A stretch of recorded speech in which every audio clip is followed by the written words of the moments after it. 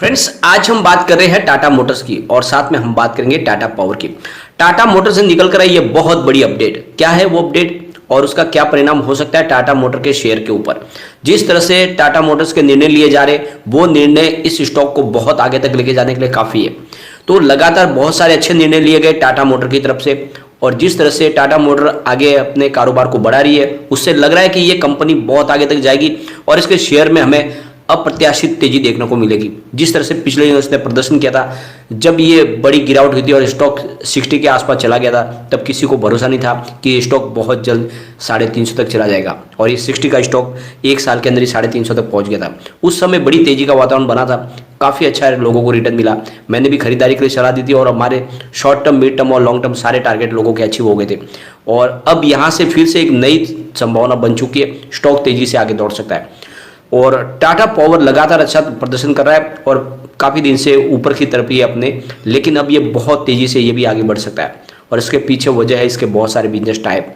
तो दोनों स्टॉक को हम डिस्कस करेंगे और जानने की कोशिश करेंगे क्या ये दोनों स्टॉक ऐसे हैं जो हमारे सपने साकार कर पाएंगे। लेकिन फ्रेंड, उससे पहले अगर आप पहली बार हमारे चैनल पे आए तो चैनल को सब्सक्राइब कर दीजिए, एक बेल आइकॉन दबा दीजिए ताकि जब भी नया वीडियो बने पहला नोटिफिकेशन आपको मिले। वीडियो पसंद आए तो लाइक शेयर जरूर कीजिए। चलो फ्रेंड्स, वीडियो स्टार्ट करते हैं। मैं हूँ आपका दोस्त एस.बी. दवे और हमारे अपने चैनल ऑनलाइन कमाई में आपका बहुत बहुत स्वागत है।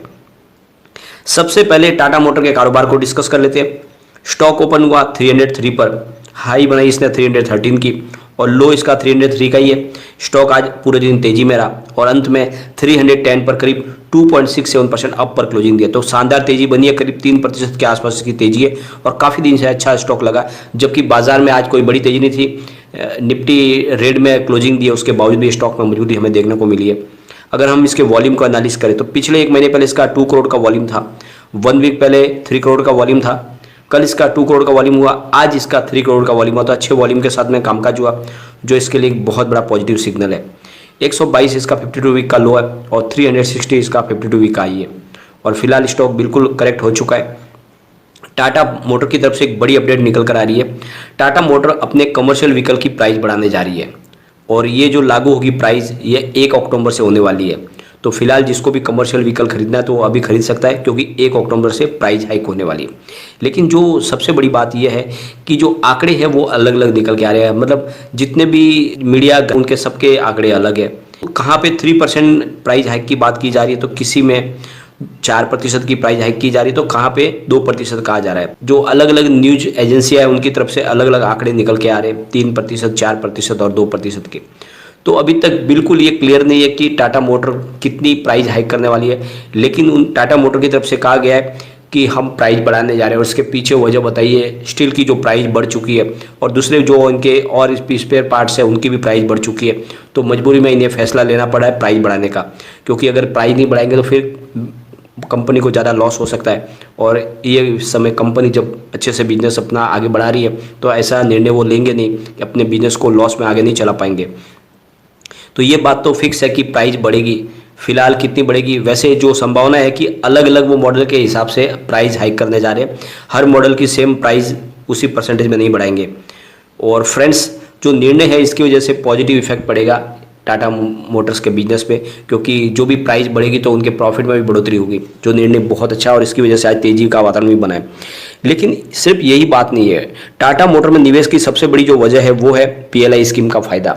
सरकार ने जो ऑटो सेक्टर के लिए जो पीएलआई स्कीम लॉन्च किया, उसका फायदा टाटा मोटर को मिलने वाला है, तो उसको देख के भी आपको निवेश करना चाहिए। और जो दूसरा सबसे बड़ा जो पॉजिटिव पॉइंट इसके लिए है, Tata motor scrap page policy जो सरकार ने ली है उसका पूरा फायदा उठा रही है, और इसी को मद्देनजर रखते हुए उन्होंने गुजरात गवर्नमेंट के साथ में एक अहमदाबाद में स्क्रैप पेज के लिए उन्होंने एक बड़ा बिजनेस टाइप किया है गुजरात सरकार के साथ में। तो आने वाले दिनों में इस स्क्रैप पेज पॉलिसी के तहत जो व्हीकल स्क्रैप होंगे उसका फ़ायदा उठाने के लिए उन्होंने कमर कस ली है।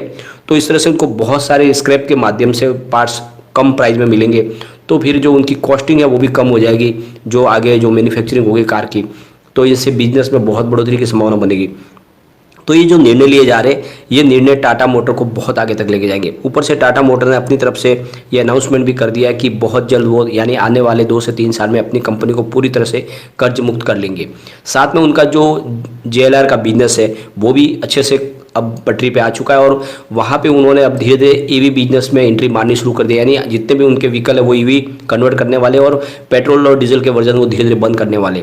और हिंदुस्तान में भी उनके जो नेक्सॉन और कंपनी ने धमाल मचाया हुआ है शानदार।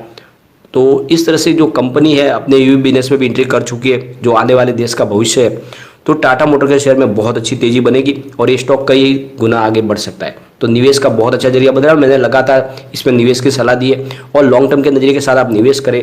आने वाले 1 से 2 साल में इसकी प्राइस 1000 को क्रॉस कर सकती है। अगर हम इसके कम्युनिटी सेंटिमेंट की बात करें तो 80% बाय की कॉल है, 11% सेल की कॉल है और 9% होल्ड की कॉल है, यानी 100 में से 89% लोग इसको लेना पसंद करें। तो खरीदारी का मौका बनता है, निवेश आपको करना ही चाहिए।